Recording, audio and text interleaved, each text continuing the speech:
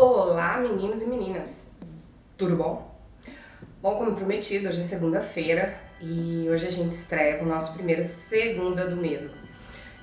Para abrir essa playlist, eu gravei para vocês, vou contar para vocês um crime que aconteceu aqui na Itália em 2010, na cidade de Avetrana. Então eu peço desculpa a vocês, porque eu vou olhar de vez em quando aqui pro lado para poder me encontrar nessa história, que ela é muito cheia de controvérsias, muito cheia de dúvidas. O caso foi encerrado, porém até hoje a gente ainda tem algumas novidades, há um mês mais ou menos. Foi pedida a reabertura do caso por um dos advogados de defesa. O caso é longo, é complicado e eu vou contar pra vocês.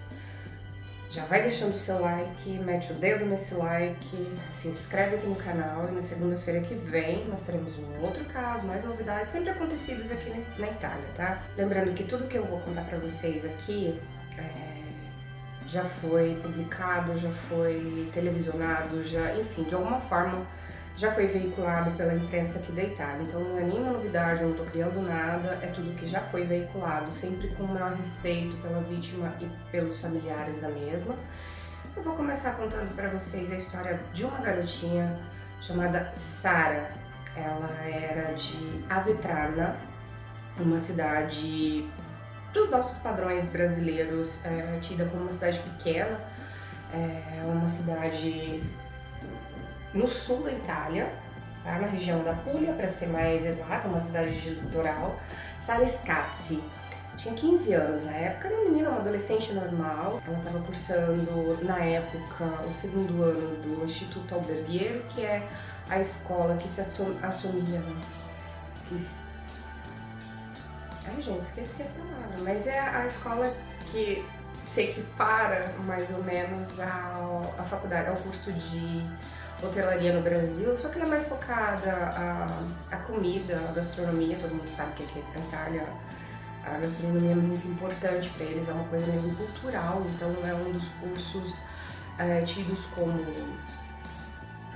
clássicos, podemos dizer, tá? Direito, medicina, engenharias, o Instituto Alberghiero tá no meio, porque realmente a cultura da gastronomia aqui é muito difundida, então é um curso bastante respeitado. E a Sara Scazzi, com 15 anos, fazia o segundo ano dessa escola, que no total o curso tem 5 anos, não sei se isso é pertinente, mas vamos lá.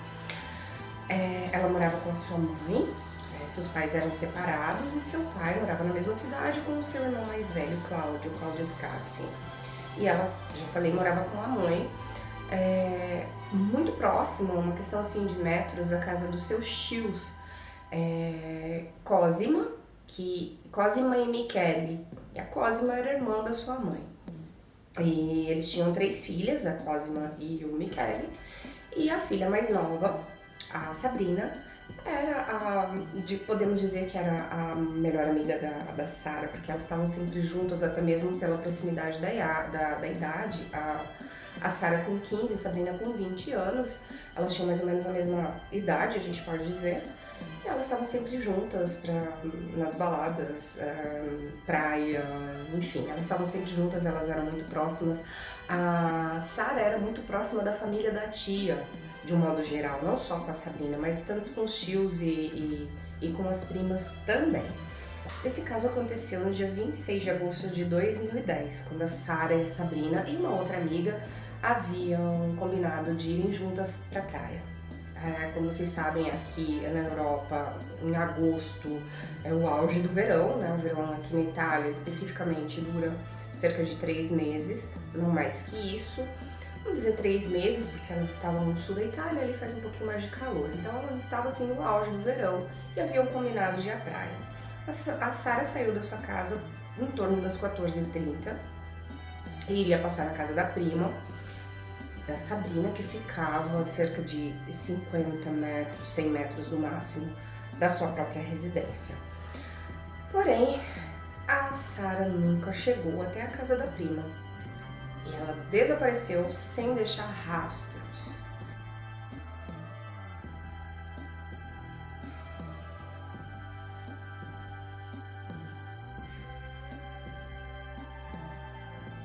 O caso da Sara, ele explodiu na mídia italiana quase que imediatamente após o seu desaparecimento. Como é uma cidade pequena, né, gente, aqui é tudo muito tranquilo, as cidadezinhas aqui são muito pequenas, muito...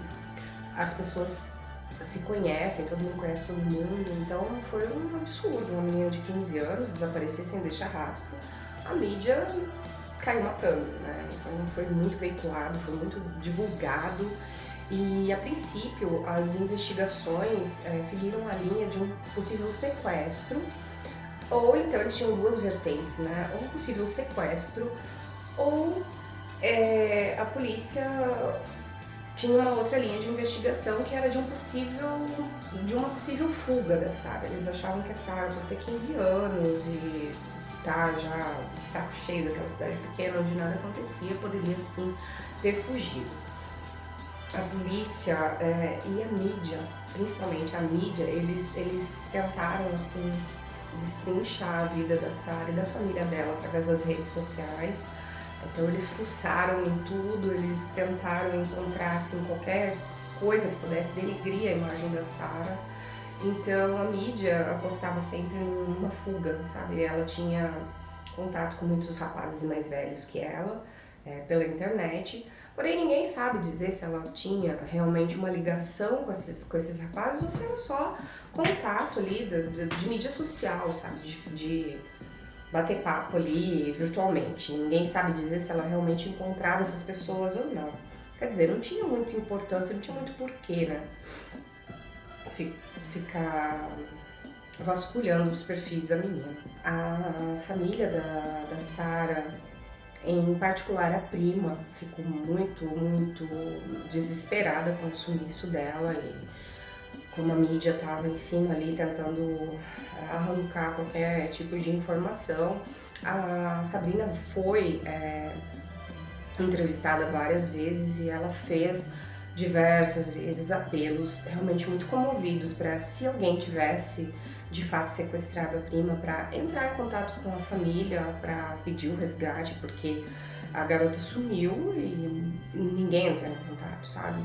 E a Sabrina então pedia nesses apelos que ela fazia na televisão para que ou a prima entrasse em contato com a família se ela realmente tivesse fugido por vontade própria, que estava todo mundo muito preocupado, pelo menos para dizer se estava tudo bem, ou que se alguém tivesse de fato sequestrado a sua prima, que era para entrar em contato, para fazer contato com a família ou com a polícia, pedindo resgate para que se resolvesse de uma vez aquele sumiço, aquele desaparecimento. As investigações seguiram por todo o mês de setembro sem avançar muito. Apesar de ser uma cidade pequena, eles não tinham muitas pistas, não foram deixadas muitas pistas, porque a menina saiu da casa dela para andar 100 metros e desapareceu, e ninguém viu. Então eles não tinham muitas pistas, muitas indicações do que havia acontecido com ela. E foi então que no dia 29 de setembro, um pouco mais de um mês depois, o celular da Sara foi encontrado numa área agrícola de Avetrano. E o celular foi encontrado pelo pai da Sabrina, o Michele. Isso obviamente atraiu a mídia, que veio de novo. Eles praticamente fizeram um acampamento ali em Avetrana, eles não saíam dali. Então surgiu essa descoberta desse celular, e tanto a mídia quanto a polícia ficaram sabendo imediatamente, porque o Michele, assim que ele encontrou esse celular, ele já foi direto para a polícia para entregar. E o celular, ele estava parcialmente queimado, então não conseguiram impressões digitais ou acessar registros, porque o celular estava bastante danificado e eles não conseguiram realmente avançar muito com esse celular. Porém, as suspeitas da polícia se voltaram contra o tio. Porque era uma área, a cidade é uma área pequena, a cidade tem uma área realmente pequena, ela não é grande, e a polícia, tanto a polícia quanto os voluntários haviam feito uma varredura Haviam feito realmente uma varredura em toda a cidade, em todo o circundário, né, em toda a região ali em volta da cidade, que é agrícola. Inclusive o tio Michele é um agricultor. Então a polícia começou a ver isso com os olhos um pouco mais atentos, sabe? Como assim? Todo mundo fez busca, todo mundo investigou, todo mundo procurou, e aí do nada o tio achou o celular. E ele deu uma entrevista também no dia desse fato, no dia em que ele descobriu esse celular. Ele deu uma entrevista muito nervoso, muito comovido, chorando. Disse que ele faria de tudo, que ele não descansaria enquanto ele não encontrasse a sobrinha dele, que para ele e para sua esposa, a Cosima, a Sara era como se fosse uma filha. Era a sua terceira filha. A partir do surgimento desse celular, a polícia intensificou ainda mais as buscas e as investigações, e o Michele, o tio, ele foi interrogado muitas vezes depois disso. Depois de uma semana de buscas intensas e interrogatórios infindáveis, Michele Misseri, o tio da Sara, acabou admitindo, em um interrogatório que durou mais de 9 horas, que após uma tentativa de estupro, ele próprio havia tirado a vida da sua sobrinha. E acabou revelando aos policiais onde ele tinha escondido o corpo da garota, que realmente, horas depois desse depoimento do Misseri, a polícia encontrou o corpo da Sara dentro de um poço na zona agrícola da cidade de Avedrano. A família e a mídia foi imediatamente avisada, causou muita comoção, muita tristeza. Imagine, era a única filha do casal, né? Eles tinham 2 filhos, mas ela era a única menina, 15 anos, gente, era uma garota e uma menina com a vida toda pela frente. E então foi feito o sepultamento da garota e a polícia deu sequência às investigações, aos interrogatórios. E aí foi surgindo cada vez mais dúvidas, cada vez mais incertezas em quem realmente havia tirado a vida da garota. Nos dias que se seguiram ao sepultamento da Sara, o Michele Misseri, seu tio, acabou admitindo que ele tinha, sim, sonhos eróticos que envolviam sua sobrinha e que durante muito tempo, sim, ele havia esse desejo de ter um relacionamento mais íntimo com a garota, podemos dizer assim. E ele foi interrogado exaustivamente várias e diversas vezes, porque cada vez que a polícia o interrogava, ele contava uma versão diferente dos fatos, do que tinha acontecido. E depois de uma semana exaustiva de realmente praticamente passar noites e noites sem dormir, sempre respondendo as perguntas, porque os policiais se revezavam na sala de interrogatório e eles acabavam fazendo a mesma pergunta. Gente, eles são treinados para isso, né? O Misseri, ele, depois de um desses depoimentos, ele acabou admitindo que quem tirou a vida da Sara, na verdade, não tinha sido ele, e sim a sua filha, Sabrina. Ele conta que ele não esteve presente no momento do ocorrido e que a sua filha o procurou depois, quando já tinha acontecido o pior, pedindo ajuda para esconder o corpo. O Misseri ainda conta que as duas começaram a se desentender em meio a uma brincadeira. Quer dizer, começaram a brincar, as duas se desentenderam e essa brincadeira acabou em assassinato. Depois de 6 horas de um depoimento também muito exaustivo, muito nervoso, muito agitado, a Sabrina acabou sendo presa por participação no assassinato da sua prima Sara. Agora aqui eu faço um adendozinho para vocês. Os procedimentos jurídicos aqui na Itália, gente, eles são muito diferentes do Brasil. Isso meio que deu um nó na minha cabeça, porque apesar do nosso direito brasileiro ser baseado no direito romano, o rito processual aqui na Itália, ele é muito diferente do Brasil, ele chega a ser um pouco surreal. Depois de pedir essa prisão preventiva da Sabrina, o Ministério Público tem que confirmar essa prisão, para que essa prisão tenha validade, para que ela continue realmente presa, o Ministério Público tem que fazer uma confirmação dessa prisão preventiva, que é feita através de recolhimento de provas ou de testemunhas. Nesse caso, o que convalidou a prisão da Sabrina foi o depoimento da amiga dela. Vocês se lembram que no início do vídeo eu disse que a Sara tinha combinado de ir à praia com a sua prima e uma amiga? Pois muito bem. Essa amiga, chamada Mariangela Spagnoletti, ela disse que achou estranho que poucos minutos de atraso... Gente, isso é uma coisa interessante também, que aqui na Itália eles são pontualíssimos. Eu acho que aquele termo pontualidade britânica deveria ser pontualidade italiana, porque eu nunca vi coisa igual. Se eles marcam com você às 18, será às 18 e ponto. Parece que eles ficam do lado esperando, ok, deu 18, então vamos chegar. E são extremamente pontuais. Porém, a Mariangela disse para a polícia que ela achou estranho que depois de 5 minutos de atraso da Sara para chegar ali na casa da Sabrina, onde elas tinham combinado de se encontrar, a Sabrina estava muito agitada, ela estava muito nervosa e ela já começou a repetir, meio que do nada, que meu Deus do céu, sequestraram a minha prima, levaram a minha prima, ela foi sequestrada, a gente precisa chamar a polícia agora, a gente precisa ir atrás da polícia porque sequestraram a minha prima. E a Mariangela disse que realmente isso foi uma coisa que chamou a atenção, porque não é uma coisa natural. É uma adolescente, gente, vamos parar pra pensar. Se ela atrasou, mesmo com toda essa questão da pontualidade italiana, ela atrasou 5, 10, 15 minutos pra ir à praia, numa cidade pequena. Quem que vai pensar em sequestro? Quem que vai querer chamar a polícia? Na minha opinião, a primeira coisa que ela deveria ter feito numa situação normal seria pegar o telefone e ligar para a prima, para saber o porquê do atraso.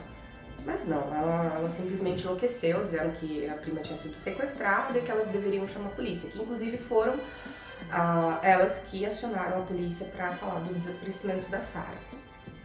Então, esse depoimento da Mariangela Spagnoletti foi ele que reforçou e confirmou o pedido de prisão preventiva da Sabrina. E o que acontece com o mistério, gente, ele não consegue manter uma veracidade no depoimento dele por causa dessas constantes mudanças. Sempre tem alguma coisa diferente, nunca batem as histórias que ele conta. No dia 26 de maio, a Cosima é irmã da mãe da Sara, eu já havia dito isso pra vocês, a Cosima Serrano, ela foi presa. Ela foi presa porque ela disse em depoimento que ela não havia estado em casa naquela tarde de dia 26 de agosto. Ela disse à polícia, garantiu à polícia que ela não esteve em casa naquele dia. Porém, durante as investigações, foi localizado em uma torre vizinha àquela região um sinal do telefone da Cosima, que fez uma ligação exatamente da garagem da sua casa. Ela foi presa por isso, por prestar falso depoimento. Então agora nós temos a Cosima, o Michele e a Sabrina. Os tios e a prima presos por atentarem contra a vida da Sara. Muitos suspeitos e nenhuma certeza, gente. Nesse meio tempo, o Michele foi solto porque o prazo legal do pedido da prisão dele já tinha se esgotado e como eles não conseguiram avançar nada em relação a suspeita sobre ele teve que ser preso e continuaria respondendo em liberdade. Como eu havia dito a vocês, a prisão preventiva ela tem que ter uma conferma.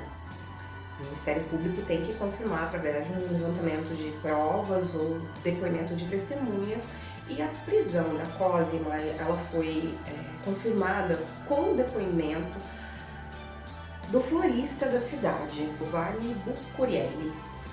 Ele era florista e a sua loja, seu negócio ficava muito próximo da residência da Cosima e do Michele, aonde a Sara deveria ter chegado para encontrar a prima Sabrina e a amiga Mariangela, e ele disse que viu.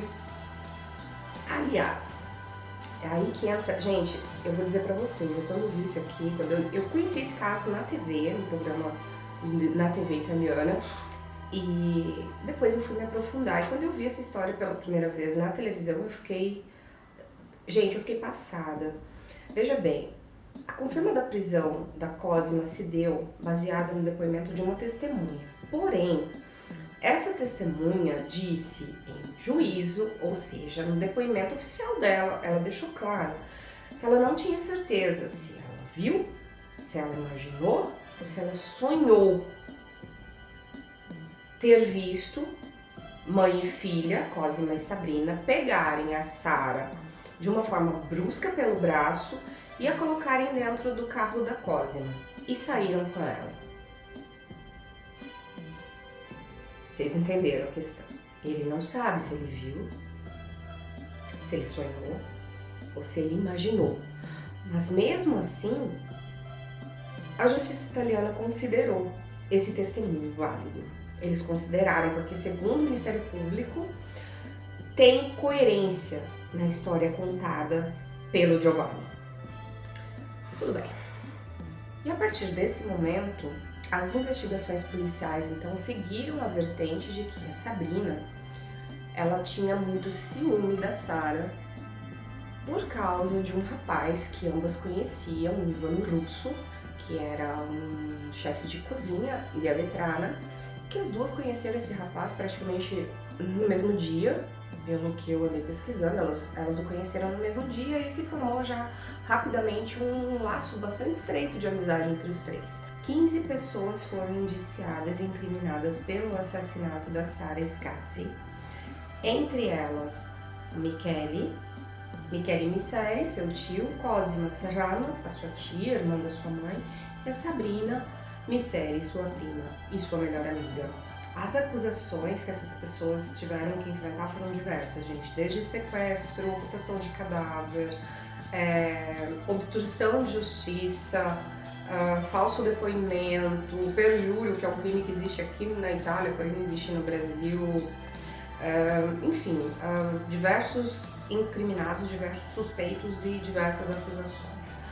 Esse caso é fonte constante de controvérsias até hoje, gente, porque logo depois de conclusas as investigações, o Misseri, ele disse à polícia que ele foi constrangido pelos seus advogados a dizer que quem havia assassinado a Sara tinha sido a sua filha, mas que na verdade quem havia matado a Sara era ele.